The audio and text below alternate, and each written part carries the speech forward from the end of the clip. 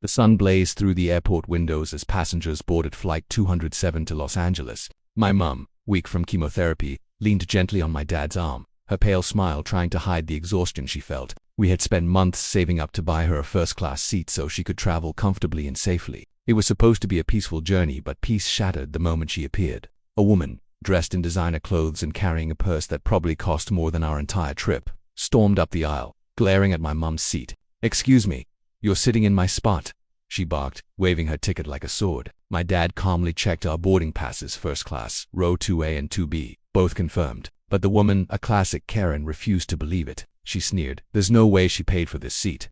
The flight attendant hurried over, sensing the tension. Every passenger nearby turned their heads. My mom sat quietly, her hands trembling as she whispered, "Please, I just want to sit down."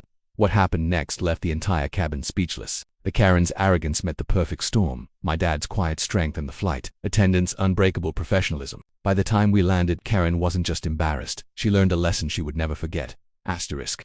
The morning sun filtered softly through the airport's massive glass walls, painting long golden streaks across the polished floor. It was one of those days that felt both heavy and hopeful, the kind that sits in your chest like a quiet promise. My mum walked slowly beside my dad, her arm hooked through his. She wore a light blue headscarf that framed her pale face, and though she was fragile, her spirit was calm, almost peaceful. Months of chemotherapy had taken much of her strength, but she refused to let it take her dignity.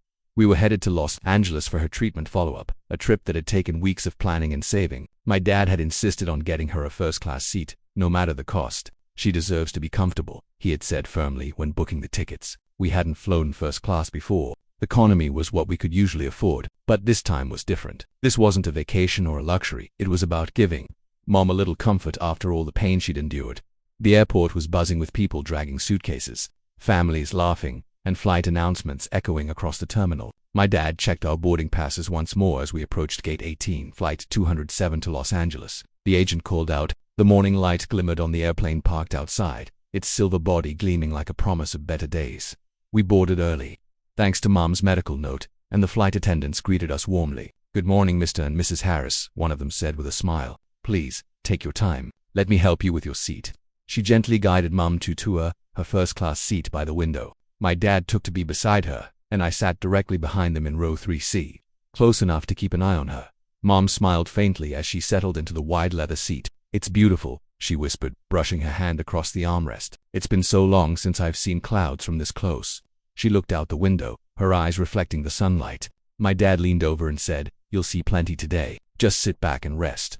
Everything seemed peaceful for a few minutes. Passengers boarded, the flight attendants moved gracefully through the aisle, and the captain's voice came through the speakers, welcoming everyone on board. Then, like a storm cutting through still water, came a sharp, irritated voice. "Excuse me, what is going on here?" A woman in her late 40s stormed into the first-class cabin, dragging a large designer handbag and wearing oversized sunglasses indoors. Her blonde hair was styled perfectly, and her heels clicked sharply against the floor. The attendant greeted her politely, but she brushed past without acknowledgement. "Someone is sitting in my seat," she declared, her voice loud enough for half the cabin to hear. My dad turned his head slightly, his brow furrowing. The woman marched straight toward Mom's seat and stopped, glaring down. "You're in tour, right?" she snapped.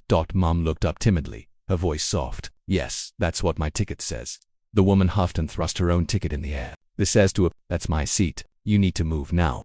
My dad immediately stood, his calmness masking his growing irritation. "Ma'am," he said evenly, "we have to A and to B. You might want to check your ticket again." "Oh, please," she scoffed, rolling her eyes. "There's no way she paid for first class." Her gaze dropped to my mom's scarf, the subtle hospital bracelet still around her wrist, and the travel blanket draped over her lap. "Maybe you got upgraded by mistake, but that seat is mine."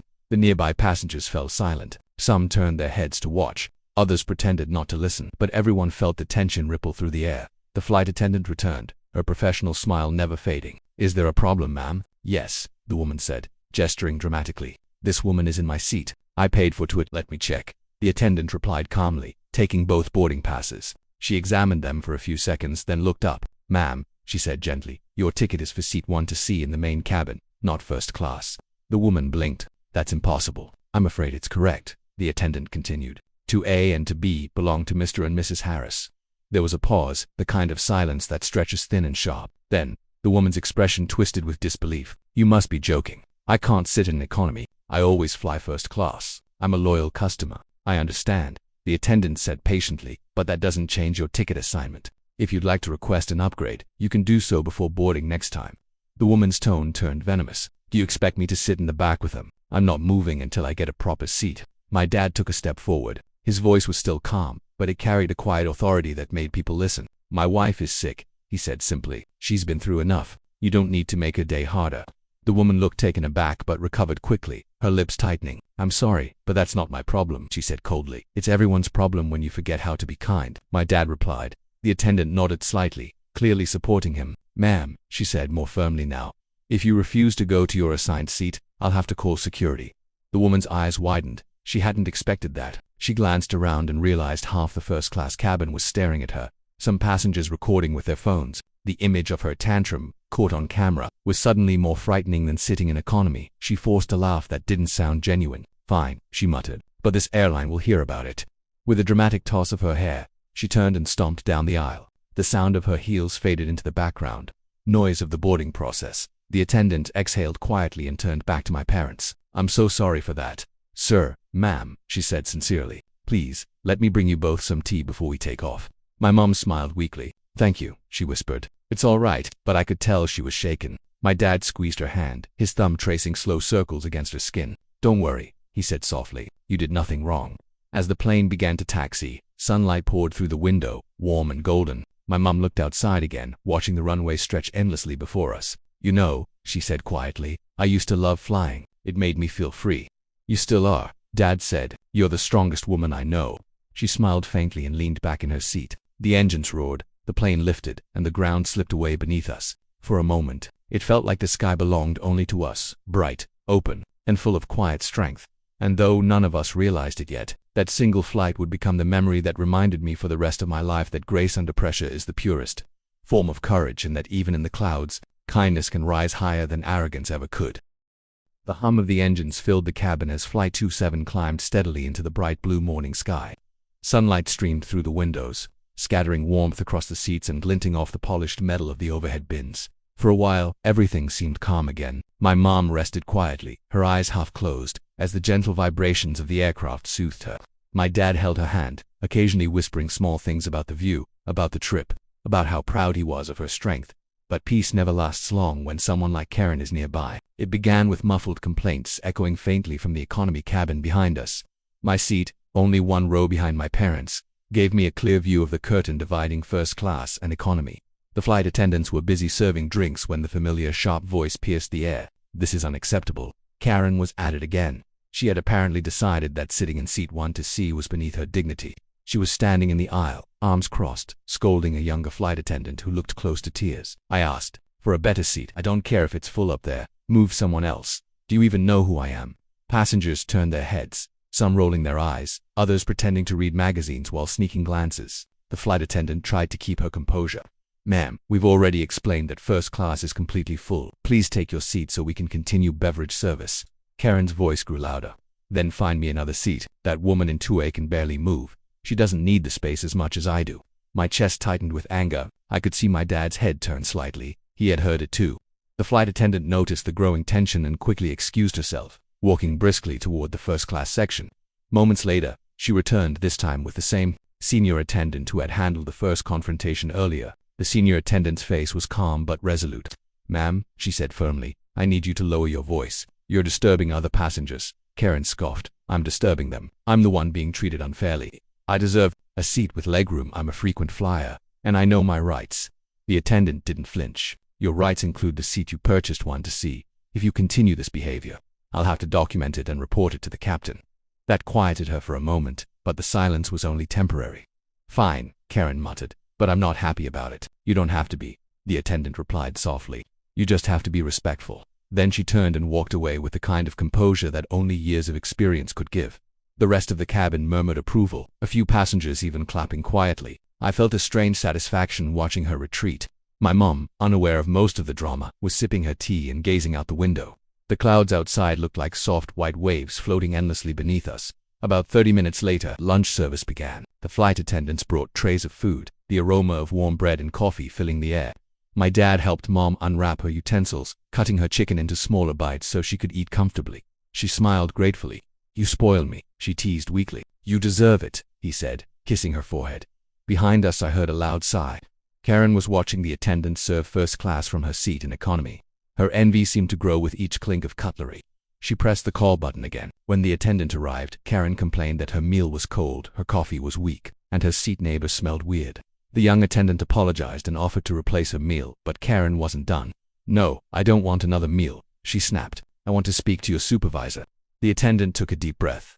"Ma'am, please keep your voice down," Karen smirked. "Or what? You'll call the captain again? Go ahead, I dare you." This time the senior attendant didn't wait for it to escalate further. She appeared like a calm storm, kneeling beside Karen's seat. "Listen carefully," she said in a low, even tone. "You've been warned twice. If you continue to disrupt the cabin, we will land at the nearest airport, and you will be removed from this flight. Do you understand?" Karen's bravado faltered. The idea of being forced off the plane mid-flight and in front of an entire audience clearly unsettled her. She mumbled something under her breath and folded her arms, finally silent. For the first time since takeoff, the air in the cabin felt peaceful again. As the flight continued, the mood softened. My mom finished her meal and leaned back, closing her eyes. My dad quietly adjusted her blanket and whispered something that made her smile. Watching them, I felt a swell of emotion, pride, love, and the sharp ache of knowing time was precious. Then, as if fate wanted to test our patience one more time, Karen returned to her tricks. She had apparently convinced herself that she needed to use the first-class restroom. When she slipped past the curtain, I noticed immediately. The flight attendant also saw and hurried after her. "Ma'am, I'm sorry," she said politely, "but you'll have to use the restroom in your cabin." Karen turned, feigning surprise. "I'm just washing my hands. It's urgent." "The restroom in economy is open," the attendant replied. "This one is cleaner," Karen said defiantly. Pushing the door halfway open, my dad, sitting closest, stood up. His expression was calm but unyielding. "Ma'am, please," he said quietly. "You've caused enough trouble for one day. Respect the rules. My wife is resting. She doesn't need more chaos." Karen froze. For a moment, it looked like she might argue again, but something in my dad's voice, steady, tired, but dignified, stopped her. She sighed dramatically, muttered something about rude passengers, and stomped back toward economy. The entire first-class cabin let out a collective breath. The flight attendant gave my dad a grateful nod. "Thank you, sir," she whispered. He sat back down and smiled faintly at Mom, who had been watching quietly. "Everything okay?" she asked. He took her hand gently. "Everything's fine now," he said. "Just focus on resting." Outside, the sunlight reflected off the clouds, dazzling white against the deep blue sky. The plane soared smoothly, leaving turbulence far behind, both in the air and in spirit. By the time the captain announced their descent, the tension had dissolved into quiet calm. Karen remained silent for the rest of the flight, occasionally casting embarrassed glances toward the front. My mom drifted into a peaceful nap, her head resting on my dad's shoulder. As we began descending through the clouds, the flight attendant returned with warm smiles. "Mr. and Mrs. Harris," she said softly, "thank you for your patience earlier. I just wanted to say you both are an example of grace. It was an honor serving you." Mom smiled faintly. "You were wonderful," she whispered. "Thank you for standing up for what's right." The attendant nodded and moved on, leaving behind a small moment of quiet dignity that seemed to fill the space between us. Through the window, the golden California sunlight glimmered below, bright, gentle, and endless. And as the plane began its final approach, I realized something my dad had known all along. True strength doesn't shout or fight. It simply endures and shines, even above the clouds. The descent into Los Angeles had begun, but the tension that once filled the cabin seemed to fade into the hum of the engines. The sunlight grew warmer, painting soft golden hues across the clouds as the plane lowered altitude. My mom stirred awake, blinking slowly as the flight attendant passed by with a gentle smile. "We'll be landing soon, Mrs. Harris," she said softly. My mom smiled back, her voice fragile but kind. "Thank you, dear. It's been a lovely flight." Lovely, the word felt almost ironic after everything that had happened, yet somehow it fit.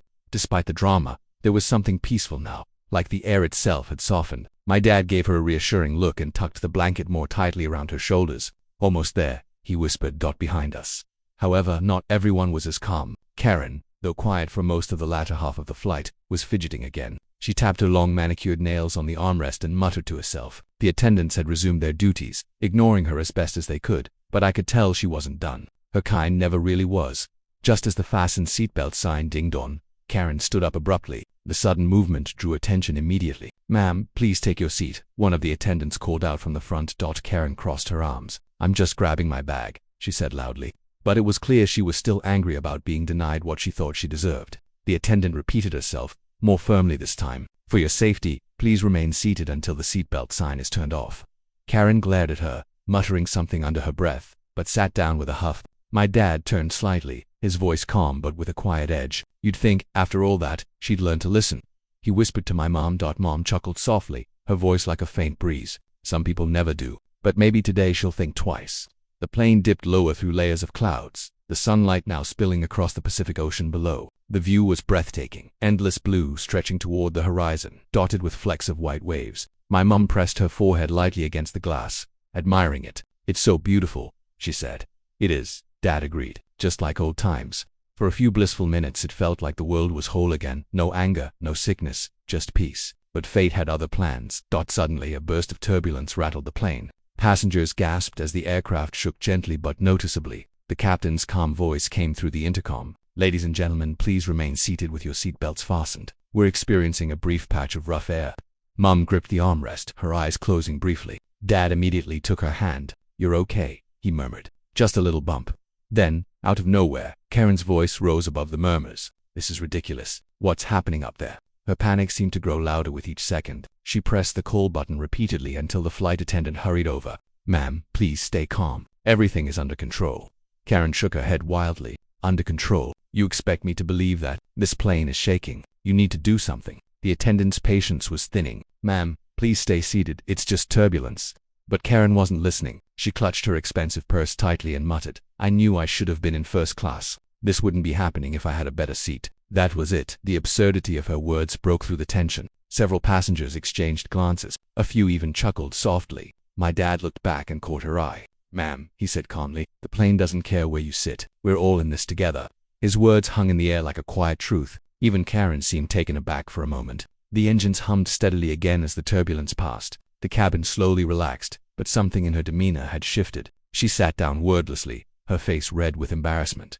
After a few moments, my mom whispered to my dad, You always know what to say. He smiled faintly. Sometimes, people just need to be reminded they're not the center of the world. The captain soon announced that they were beginning their final descent into Los Angeles. The golden skyline glimmered beneath the clouds, sprawling and vast. The passengers began to stir, seatbacks went upright, trays locked, whispers of excitement filled the air. The journey was almost over. But as the plane leveled out for landing, Karen pressed her call button once again. The senior flight attendant approached slowly, her patience clearly worn thin. Yes, ma'am. Karen's tone had changed. It wasn't sharp or arrogant anymore. It was hesitant, almost uneasy. I just wanted to say I didn't mean to cause trouble earlier, she said softly. I wasn't having a great morning. The flight attendant blinked, clearly surprised, then smiled faintly. Thank you for saying that, she said kindly. We all have bad days. I appreciate the apology. Karen nodded and looked down, fidgeting with her purse strap. For the first time, she seemed human, not the storm that had rattled the cabin earlier, but someone caught up in her own pride and mistakes. When the wheels finally touched down, applause erupted throughout the plane, that familiar, universal relief of landing safely. My mom joined softly, clapping her hands together. My dad smiled and whispered, You did it, sweetheart. As the plane taxied to the gate, passengers began gathering their things. The flight attendants thanked everyone as they passed. My dad helped Mom stand, wrapping his arm around her shoulders to steady her. Then, something unexpected happened. Karen stood in the aisle, waiting her turn to disembark, when she suddenly looked toward my mom. Her expression softened. I didn't know you were sick, she said awkwardly. I shouldn't have said those things. I'm sorry. My mom smiled gently, her voice kind but firm. It's all right. We all make mistakes. Just remember, kindness costs nothing. Karen nodded slowly, her eyes glistening slightly. You're right, she whispered. Thank you. As we stepped off the plane, the warm California sunlight greeted us through the jet bridge windows. The air smelled different, freer somehow, filled with the hum of arriving passengers and the buzz of new beginnings. My mom breathed it in deeply, her lips curving into a faint smile. Feels like hope, she said. Dot wrapped his arm around her, helping her walk. It is, he said, and today proved something. No matter how much pride someone carries, compassion can break through. Behind us, Karen walked quietly, her usual air of superiority gone. She carried her purse loosely now, no longer a symbol of power but just a bag like anyone else's. For the first time, she looked like she understood something deeper. As we exited the terminal, the sunlight fell across my mom's face, making her eyes shimmer. She looked up at the wide, endless blue sky and whispered, Maybe even people like her can change. And in that moment, under that same bright sky that had carried us all, it didn't matter who had been right or wrong at 30,000 feet. What mattered was that kindness had won, quietly but completely, in the heart of a stranger. The Los Angeles air was warm and clear, filled with the sound of rolling suitcases and the murmur of travelers. After hours in the sky, stepping onto solid ground felt strange, a mix of relief and fatigue. The glass walls of the terminal shimmered with sunlight, and my mum smiled faintly, pausing for a moment to catch her breath. My dad adjusted the small bag on his shoulder and placed a steadying hand on her back. "Take your time," he said softly. "No rush." Mom nodded, her pale face glowing in the golden light. "I'm all right," she whispered. "I just need a moment." The journey had drained her, even though she'd rested most of the flight. The illness had made her fragile, but her eyes still carried that quiet fire, that stubborn refusal to let anything break her. We moved slowly toward baggage claim, weaving through crowds of tourists, business travelers, and families greeting one another. Lax was alive with chaos, but to us, everything felt quieter, almost distant. Mum leaned against my dad's arm, taking small steps, her scarf fluttering gently in the breeze from the automatic doors. As we waited for our luggage, my dad found her a seat near the carousel. "Sit here, honey," he said, helping her down carefully. "I'll get the bags." Mom smiled, grateful. "Don't forget the blue one," she teased weakly. "I wouldn't dare," he replied. Chuckling, the conveyor belt creaked to life, and suitcases began to slide down one by one. I stood beside him, scanning for hours, when a familiar voice called out, hesitant, almost small, "Excuse me, Mr. Harris." We both turned. Karen stood a few feet away, clutching her handbag. The confident, self-assured posture she had flaunted earlier was gone. Her sunglasses were now resting atop her head, revealing tired, apologetic eyes. For a moment, she looked like a completely different person, humbled, uncertain, even nervous. My dad straightened slightly but didn't say anything. She took a deep breath before speaking. "I just wanted to apologize for everything on the flight." Her voice was soft, trembling slightly. The noise of the baggage carousel faded behind her words. "I was rude, and I was wrong," she continued. "You were just trying to help your wife, and I made her feel uncomfortable. I feel awful about it." My dad studied her carefully, his expression calm. "You don't owe me an apology," he said after a moment. "But you do owe her one." Karen nodded quickly. "I know. That's why I came." She walked toward my mom, who was sitting quietly, unaware of what was happening. When she saw Karen approaching, her eyes widened slightly in surprise. "Mrs. Harris began, her voice barely above a whisper. "I'm so sorry for how I acted earlier. I was impatient, angry, and selfish. I shouldn't have spoken to you that way. You didn't deserve that." For a long moment, Mom just looked at her. There was no anger in her expression, just a gentle sadness, the kind that comes from seeing too much of life to be surprised by cruelty anymore. Then, slowly, she smiled. "Thank you," she said softly. "It takes courage to apologize." Karen's eyes glistened. "I didn't realize you were unwell," she said. "I just saw a seat I wanted, and I stopped seeing the person in it." She took a shaky breath. "That's something I need to change about myself." Mom reached out a trembling hand. "It's never too late to change," she said kindly. "We all have bad days. What matters is what we learn from them." Karen took her hand gently, her expression full of remorse. "You're very kind," she whispered. "I don't deserve that." "No one ever really deserves kindness," Mom said. "That's what makes it powerful." They stayed like that for a moment, two women who couldn't have been more different, connected by a simple act of forgiveness. Around them, life at the airport moved on. Announcements bled, wheels rolled, laughter echoed, but in that small circle of calm, something beautiful happened. Pride melted into humanity. My dad returned with the luggage just as Karen stepped back, wiping her eyes quickly. "I'm sorry to bother you again," she said to him, "but I also wanted to thank you. The way you stood up for your wife. I don't think I've ever seen anyone defend someone so calmly." Dad gave a modest smile. "She's worth defending," he said simply. Karen nodded, visibly moved. "I can see that." For a few moments, no one spoke. Then Mom broke the silence, her tone gentle but warm. "Do you live here in Los Angeles?" Karen shook her head. "No, I'm visiting my sister. She and well, we haven't spoken in years. We had a fight over something silly, and I've been too proud to reach out." She sighed. "After what happened on the flight, I realized how much I've let pride ruin things in my life. So, I'm going to see her today. Maybe fix what I broke." Mom smiled. "That sounds like a good start." Karen looked down for a second, then back up with determination. "It's because of you," she said. "You reminded me that kindness still exists, even when we don't deserve it." My dad nodded thoughtfully. "Then maybe this flight wasn't a coincidence." Karen smiled faintly, a genuine one this time. "Maybe not."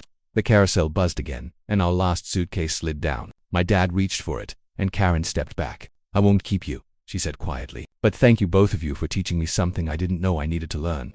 Mom reached out again, her voice soft. "Take care of yourself, Karen, and when you see your sister, go easy on her." Karen laughed lightly, nodding. "I will." Turned to leave, then hesitated and looked back. "I hope your health improves, Mrs. Harris. You have more strength than anyone I've ever met." Mum's eyes shimmered with emotion. "Thank you, dear. Have a good life." And just like that, Karen walked away, her heels clicking against the polished floor, fading into the crowd. But this time, there was no arrogance in her stride, no anger in her shoulders. She moved with quiet purpose, as if finally free of something heavy.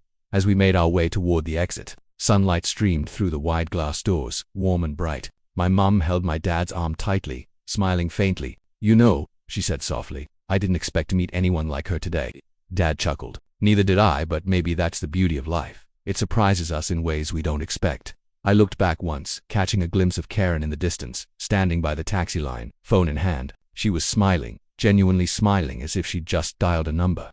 She hadn't called in years, and as we stepped out into the California sunshine, I realized that sometimes the smallest acts of grace, a calm word, a forgiving smile, a moment of empathy could ripple further than we ever imagined. What started as a bitter confrontation in the sky had turned into something far greater, a lesson in humility, forgiveness, and the quiet power of kindness.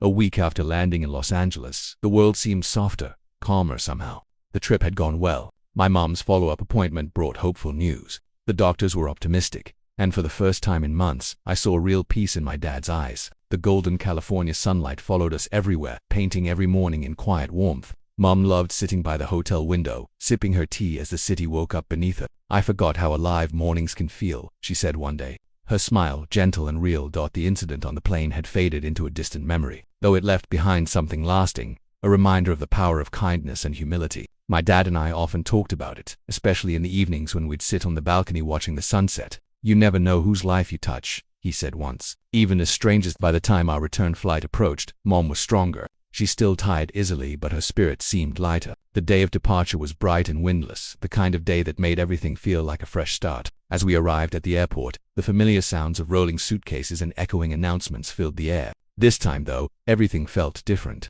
The tension that had once hovered around our family was gone. We checked in, passed through security, and made our way toward the gate. My mom's steps were slower, but her smile was steady. My dad carried most of the luggage while she clutched her small purse, the same one she had brought on the first flight. "You ready for another adventure, sweetheart?" Dad asked as we waited to board. She laughed softly. "If by adventure you mean a nap at 30,000 feet, then yes."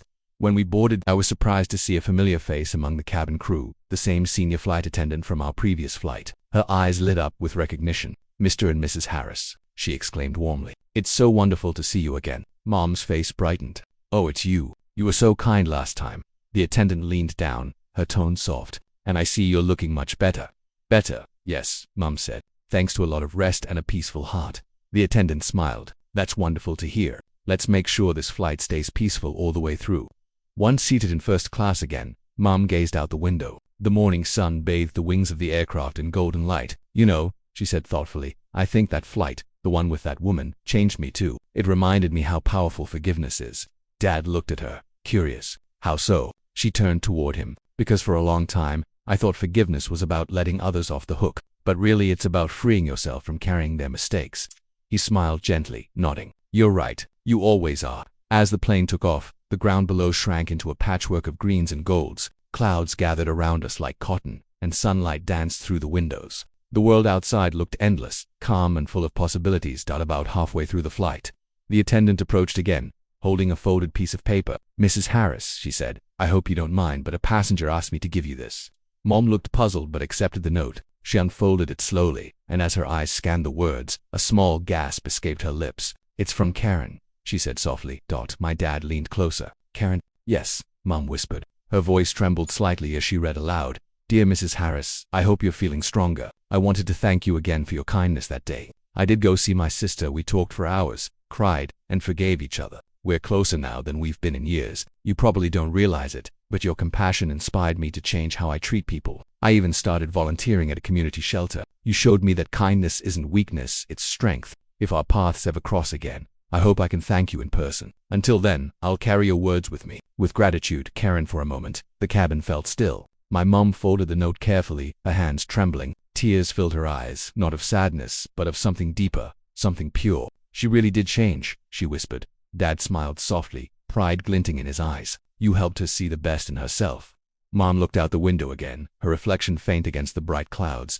"Maybe that's what we're all here to do," she said. "Help each other find a little more light." The rest of the flight passed in quiet serenity. The hum of the engines, the warmth of sunlight on her face, and the letter resting in her lap created a perfect calm. When the captain announced their descent, Mom took a slow, deep breath.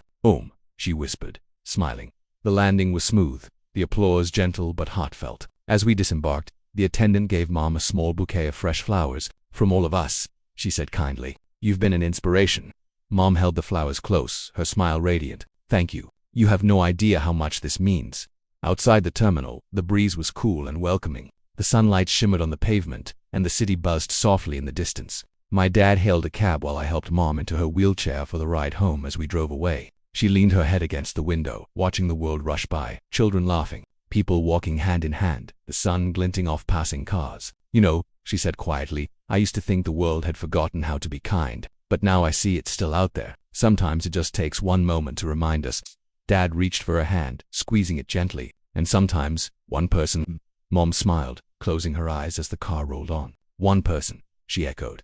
The journey that began with conflict had ended in peace, not just for my parents, but for everyone touched by it. Karen's apology, my dad's quiet strength, my mom's forgiveness, all of it had come together to prove that even in a world filled with noise and pride, compassion could still cut through. As the car turned down the familiar road to our home, the setting sun painted everything gold, the trees, the sky, even the tears shining in my mom's eyes. It was the perfect ending to a story that began in the clouds and landed softly in the heart. And in that glow, I realized something simple but profound. The real first-class seat isn't made of leather or luxury. It's made of love, humility, and grace, and anyone can earn it.